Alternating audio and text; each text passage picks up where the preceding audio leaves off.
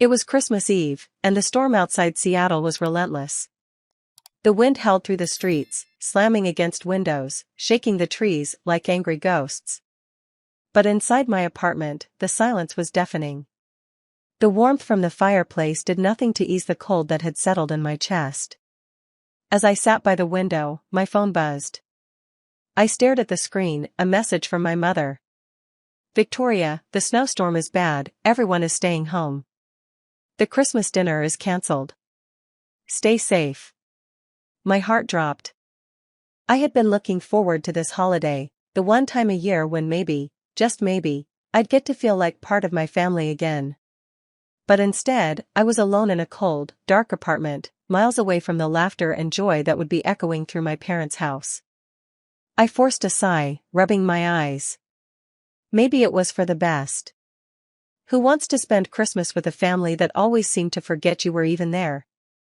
The tears I'd held back so many times in the past threatened to spill. I wasn't the fun, adventurous one like Ashley, my younger sister, who could do no wrong in their eyes. No, I was the quiet one, the one who could never quite fit in, no matter how hard I tried. And then, just as I tried to steady my breath, something strange caught my eye. My Instagram feed refreshed. There, at the top, was a post from my cousin, Jordan. My heart froze. It was a picture of the family, my entire family, gathered around a sparkling dinner table. The caption read, "So blessed to have everyone here for Christmas this year. Couldn't ask for more." I felt the blood drain from my face. I stared at the photo, at the smiling faces of my parents, my aunts, uncles, even my grandmother, all of them gathered in the warmth of my sister's home, celebrating a Christmas that I had been told was cancelled. There was no storm, no snow, no reason for me to be left out. Just a perfect, happy family without me. I couldn't breathe. My hands shook as I swiped through more photos. There was my dad, carving the turkey. There was my mom, putting out her famous Christmas cookies. The little kids, my nieces and nephews, tearing into presents like it was the best day of their lives. And there, through the window in the background, was the clear, blue sky. The sun was shining. I should have felt angry, but what I felt instead was a sinking, hollow emptiness. This wasn't the first time they'd excluded me, but this was the breaking point. All those cancelled events, those family gatherings I was conveniently never invited to, suddenly made sense. It wasn't bad timing. It wasn't an accident. It was all part of a plan. Before I even realized it, the tears had started. But this time I wasn't just crying for myself. I was crying for the version of me that had been foolish enough to believe I was loved. I wiped my eyes and, without thinking, I opened my messages and called my mother. The phone rang twice before she picked up. "Hi, honey," her voice was unnaturally cheery, as if nothing was wrong.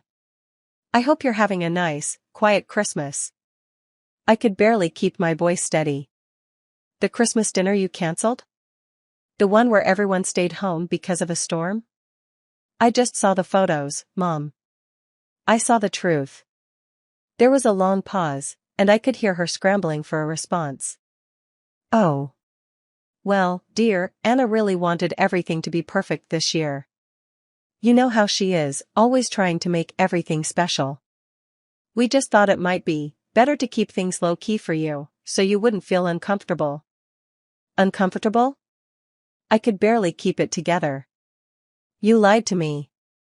You excluded me from your perfect little Christmas, and now you're telling me you did it to protect me from feeling uncomfortable? How many times has this happened, Mom? How many other times have you lied to me like this?" There was another long silence. Then her voice came through, weaker now, trying to sound calm, but I could hear the cracks. "We didn't want to hurt your feelings." I laughed, bitterly, the sound cutting through the air like a knife. "You've been hurting my feelings for years, Mom. This isn't about me being sensitive. This is about the fact that you've always treated me like I don't matter. I've been working my ass off, supporting you, supporting this family, and you're telling me I'm sensitive?" There was a sharp intake of breath on the other end. Victoria, she began, her voice trembling now, please don't do this.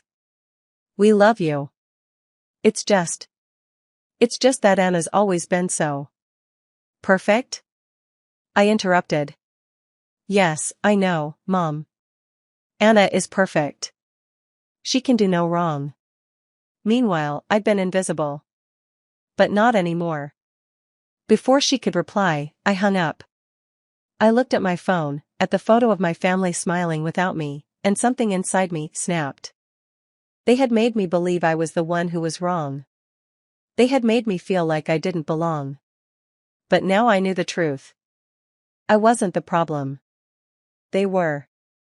I didn't know what I was going to do next, but I knew one thing for sure, this time, I wasn't going to let them get away with it. I sat there, staring at the phone screen, the coldness in my chest spreading like ice.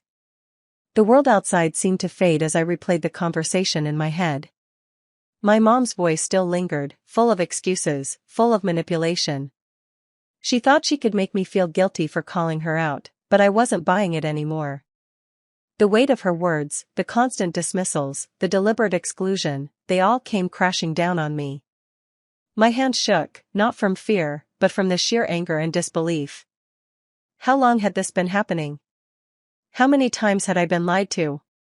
How many family gatherings had I missed, without ever knowing the truth? The lies had become so ingrained, so habitual, that I had accepted them as my reality. But not anymore. I felt the urge to act. To do something that would shatter this illusion, this perfect family portrait they'd tried to maintain at my expense. They wanted me to feel invisible? Fine. Let them see what happens when I decide to make myself visible, when I stop playing along with their twisted game. I opened Instagram again, scrolling through the photos of the Christmas dinner I wasn't invited to. Each smile, each perfect moment, felt like a slap in the face. But then something else caught my eye. A comment from my Aunt Marie, casually mentioning how Anna's always been the glue that holds the family together. The words stung, but it was like a switch flipped in my brain. The more I thought about it, the clearer it became, this wasn't just about one holiday, one dinner. This was about years of manipulation. It was about the way they treated me like I was less than nothing, simply because I didn't fit their mold. I couldn't just sit here and wallow in the pain anymore. I needed answers. I needed justice. And I would get it, even if I had to dig up the truth myself. My family's lies were no longer just whispers in the background, they were real, and I was going to expose them. I called Rachel, an old family friend who had worked for my parents in the past. She was a retired financial advisor who had helped my family with everything from investments to taxes. Over the years, we had kept in touch, and I trusted her more than anyone else in my family. I needed her help, and I didn't hesitate to ask. Rachel, I need to meet you, I said, my voice steady but tinged with urgency. It's about my family. I found something that doesn't sit right with me. There was a pause on the other end of the line. I could hear the hesitation in her voice before she responded. Victoria, what's going on? Is everything okay? I don't know, I replied, feeling the knot in my stomach tighten. But I think I'm finally starting to see the truth. I need to meet you. Now. She agreed, and we arranged to meet at a quiet cafe downtown the next morning. I spent the rest of the evening preparing myself for what was to come. I wasn't sure what Rachel would have for me, but I had to be ready for anything. And as the hours ticked by, I couldn't shake the feeling that the truth was much darker than I had imagined. The next day, I met Rachel at a small corner table in the cafe. Her face was drawn, her expression wary as she handed me a manila envelope. I could sense something was off, but I didn't say anything. I just opened the envelope. Inside were bank statements, legal documents, and transaction records. As I flipped through them, my mind began to race. The documents were years old, dating back to when I was 25. My grandfather, who had passed away years ago, had left a substantial inheritance for me, close to $200,000. The documents showed that my father, the trustee of the inheritance, had never given me access to it. Instead, he had transferred the money into Ashley's accounts, using it to fund her lifestyle, her business ventures, and her travels. It was all right there, in black and white. I felt the blood drain from my face as I scanned through the details. This wasn't just a small mistake or a miscommunication. This was deliberate. My parents had stolen my inheritance and used it to support Ashley's failed business and her endless adventures. They had taken the money that was meant for my future and squandered it on her. "Why didn't you tell me about this sooner?" I asked, my voice shaking with anger. "Why did you keep this from me?" Rachel looked down, clearly uncomfortable. "I didn't know what to do, Victoria. Your father swore me to secrecy. He said it was best that you didn't know about the inheritance. He didn't want you to feel entitled to it, and I didn't have the courage to speak out. But seeing how they've treated you, how they've lied to you, I couldn't stay silent any longer." I sat back in my chair, trying to process the shock that was coursing through me. Everything they had ever told me, every time they'd made me feel less than enough, it was all part of a calculated plan to keep me in the dark, to make sure I never questioned their control over me. I clenched my fists, a fire building inside of me. This wasn't just about being left out of Christmas. This was about years of betrayal, years of manipulation. They had stolen from me, and now it was time for them to pay. "Thank you, Rachel," I said, my voice steadying as determination took over. "You've given me the truth. Now I'm going to make them face it." As I walked out of the cafe, the weight of the envelope in my hand felt like the weight of the world. I wasn't just going to expose their lies, I was going to make them pay for everything they had done to me. And no one, not even my perfect sister Ashley, would stop me. The envelope felt heavy in my hands as I left the cafe, each step taking me further from the life I had known, closer to a truth that I was not sure I was ready to confront. But I knew I had to. For too long, I had been the quiet one, the one who kept her head down, who did what was expected, who never rocked the boat. No more. Now, I had the power. Now, I had the truth. I could already feel the weight of the lies pressing down on me.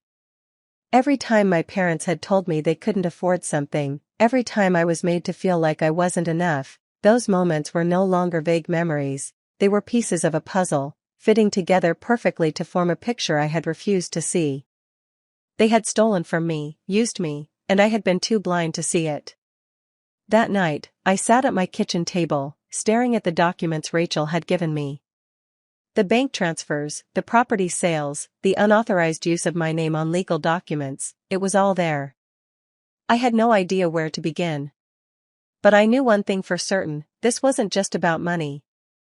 This was about everything they had taken from me, everything they had stolen from my future. It was about the way they had made me feel insignificant, like I didn't matter, while they pampered Ashley and built her up as the golden child. It was time to bring everything to light. The next morning, I sat down and wrote the email. I had been rehearsing the words in my head for hours, but now, they were flowing out of me, one after another. I was no longer the victim. I was the one in control. I wasn't asking for answers. I wasn't begging for explanations. I was demanding the truth. To my family. I hope this message finds you well, though I doubt it will. I've seen the photos. The photos from Christmas dinner. The one where you all gathered together while I was left in the dark, told that a snowstorm had cancelled everything. The photos that show me exactly what I've always feared, that I have been nothing more than an afterthought to all of you. But what I've discovered isn't just about that one night. It's about years of lies, years of betrayal. I have the proof now, proof that my inheritance, the money my grandfather left me for my future, was taken. It was stolen. Not by strangers, but by the people I trusted the most, my parents and my sister. I don't expect an apology, but I expect accountability. I expect you to finally admit what you've done. I will no longer be a part of this charade. I will no longer let you pretend that I don't matter. I'm done being the one who tries to please, the one who does everything for everyone else and gets nothing in return. You've taken enough from me. Now, it's time for you to face the consequences of your actions. Victoria. I read it over again, and a small sense of calm washed over me. This was it. The moment of truth. I hit send, and then, I waited. The responses came in quickly, as I knew they would. My Aunt Marie was the first to reply. We didn't mean to hurt you, Victoria. It was just that, well, Anna was in charge of the planning, and we didn't want to cause any trouble. Please don't make this a bigger issue than it needs to be.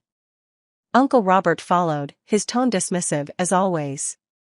You're overreacting, Victoria. It wasn't like that at all. Why don't you try to understand? It's not always about you. And then there was Ashley. Her response was long and condescending, as I expected. She reminded me how much she had done for the family, how much effort she put into keeping the peace. She even had the nerve to suggest that excluding me from the family gathering was somehow for my own good, because I didn't enjoy those kinds of things anyway. But it was my parents' response that hit me hardest. My mom called first, her voice quivering with what sounded like feigned concern. Victoria, I think you're taking this all wrong. We didn't want to hurt you, we just thought it was for the best. You know how Ashley gets when things don't go exactly as planned. Please, just let it go. We love you, both equally. This whole thing is just a misunderstanding. I nearly snapped the phone in half. A misunderstanding? Years of neglect, years of lies, and she was calling it a misunderstanding? But it wasn't just words anymore. I couldn't let them keep spinning their lies. I wasn't going to let them make me feel like the problem. I had been the one who had always tried to keep the peace, tried to keep things normal, even when I was drowning in their expectations. But no more. I called Rachel again, my voice steady now, filled with the resolve I hadn't known I had. I need to do something. I'm not letting them get away with this. Not this time. You're right, Victoria, she said quietly. You've been patient long enough. It's time to fight for what's yours. I began to gather the evidence. The bank statements, the contracts, the legal papers, all of it. I knew I couldn't take this lying down. I needed to hit them where it hurt, with the truth. The truth that would finally bring their perfect facade crashing down. The next day, I prepared everything. I hired a lawyer, Sarah Chen, who specialized in estate fraud.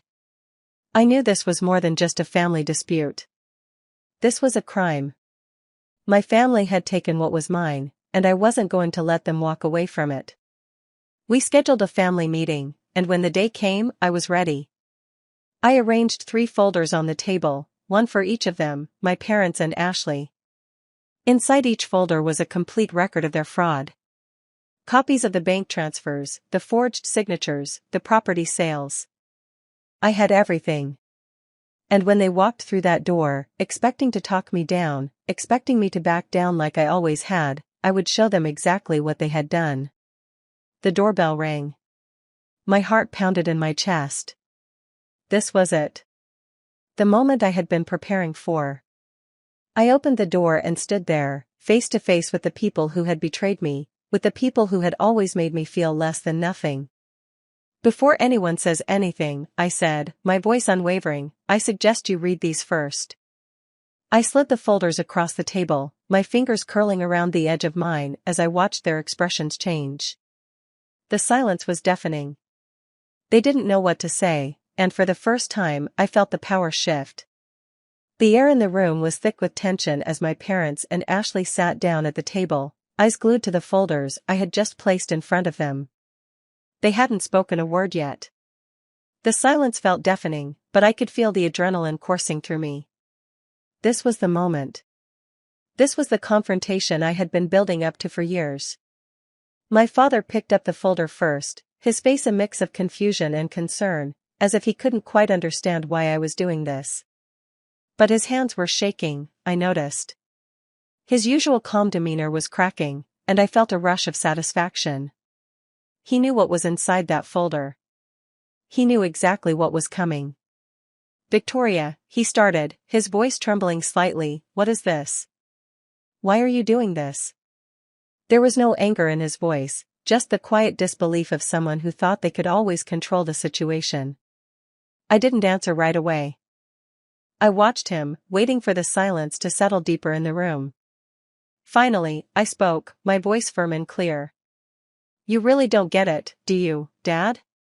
All these years, I've been the one who did everything for you. The one who took the back seat, who worked hard, who kept my head down. And this is how you repay me? His face reddened. I don't know what you're talking about. You're being unreasonable.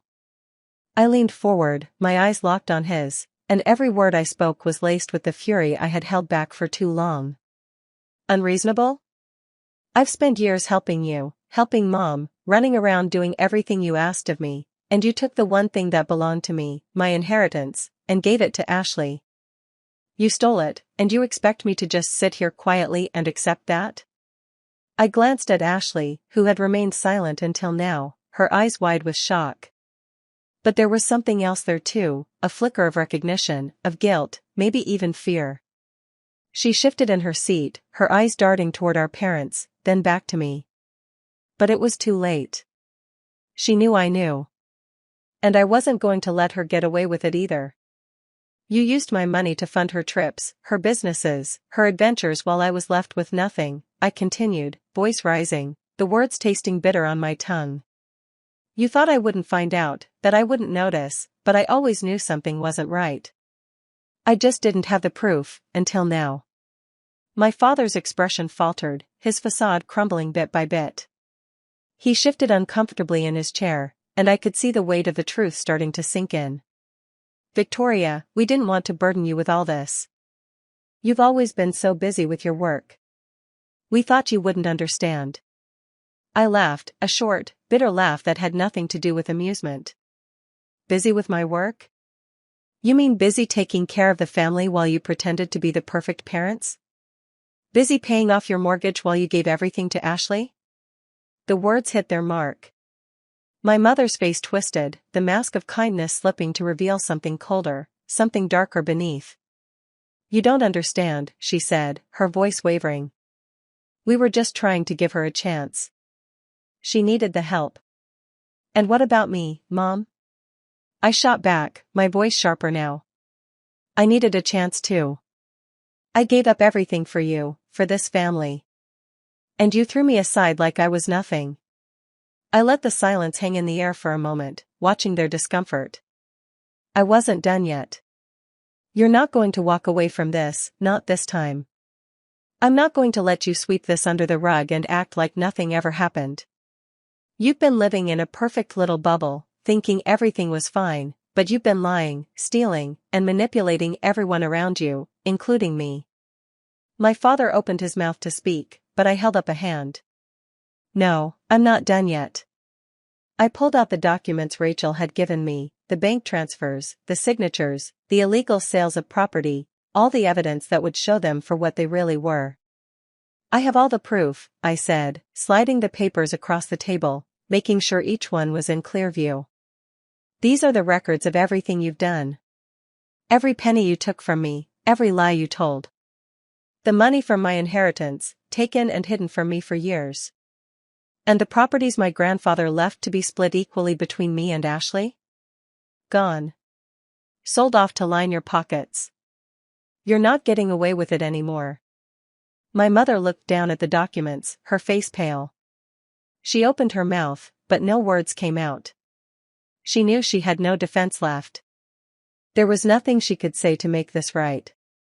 Ashley finally spoke, her voice shaking, her facade finally cracking. I didn't know, she whispered. I didn't know about the inheritance. They told me it was just a loan for the business. I shook my head, my disappointment clear. Don't lie, Ashley. You knew. You had to know. You've been benefiting from it for years. And now you're going to sit here and act like you didn't have a hand in all of this? Tears welled up in her eyes, and for the first time I saw real emotion in her face, guilt, shame, but mostly fear. But I wasn't going to back down. I wasn't going to let her off the hook. This isn't about what you knew or didn't know, This is about what was stolen from me. And now it's time for you all to face the consequences. I could feel the weight of the moment pressing down on us all. My parents, once so sure of their control over everything, now seemed small, defensive. But I wasn't done yet. I've already spoken to a lawyer, I said, my voice cold and final. If you don't make this right, if you don't return what you took from me, I'll take this to court. I'll make sure everyone knows exactly what you've done. My father's face hardened, and I could see the gears turning in his mind. He was trying to figure out how to manipulate the situation, how to maintain his image, how to control the narrative. But it was too late. The truth was out. And I wasn't going to let him turn this around. Not this time. I'll give you 48 hours, I continued, my voice unwavering. You either transfer the money back to me, sign a full confession, or I'll go to the police. It's your choice. The tension in the room was unbearable. My father opened his mouth, but no words came out. My mother's face crumpled, and Ashley sat there, silent and trembling. The choice had been made. I had taken my stand, and now it was time to see if they would finally take responsibility for what they had done. The silence in the room was thick, suffocating. I watched them, waiting for their response, knowing full well that I had crossed a line they could never ignore. They had never expected me to do this, to stand up to them in such a way. For so long, I had been the obedient daughter, the one who followed the rules, who did what was expected, no questions asked. But that version of me was gone now. The woman sitting at this table was done being a pawn in their game. I had taken everything from them they had stolen from me, and now, I was prepared to see it through. My father's face had turned an unhealthy shade of red as he gripped the edge of the table. You can't be serious, he finally managed to croak. This is your family you're talking about. The words sounded weak, desperate, as if he was trying to summon some semblance of the control he once had over me, over us. I've spent my whole life trying to make you proud, I said, my voice steady, though inside, I was shaking with rage. I gave up my dreams for you. I gave up everything for this family. But you took everything from me. And now, you're going to pay the price for it. Ashley shifted uncomfortably in her seat, avoiding my gaze. She looked more vulnerable than I had ever seen her before, but there was no sympathy in me for her. She was just as guilty as the rest of them. She had benefited from the lies, from the stolen money, and now, she was reaping the consequences. Her silence only confirmed everything I had suspected about her role in this. You don't understand, my father muttered, his voice faltering. We did what we thought was best for you, Victoria. We didn't want to burden you. We didn't think you would understand. Didn't think I would understand? I repeated, incredulous. Do you know how insulting that is? I've worked my ass off, supporting this family, paying off your debts, making sure everything was taken care of, and you thought I wouldn't understand? You've been lying to me for years, and now you want me to feel sorry for you? My mother's face twisted, tears welling in her eyes. She was trying to hold it together, but I saw the cracks forming. It wasn't the first time I had seen her try to manipulate me with fake tears, but this time, I wasn't buying it. We didn't mean for things to get out of hand, she said softly, her voice breaking. We thought we were doing the right thing. We didn't know it would hurt you like this. I scoffed. You didn't know it would hurt me? Do you hear yourself? You hurt me every day of my life. You made me feel like I wasn't enough, like I had to earn your love, and when I finally gave you everything, you still took it all for yourselves. The room was filled with tension. I could see their desperation, but I felt nothing. No pity. No remorse. I had come to terms with everything they had done to me, and now I was going to make sure they paid for it. I turned my attention back to my father. His shoulders slumped, as if he had given up. What do you want from us, Victoria? He asked quietly. What is it you want us to do? I took a deep breath, steadying myself. You have two choices. You can transfer every single penny you've taken from me, and the properties that were sold without my consent, back to me, along with a written confession acknowledging everything you've done.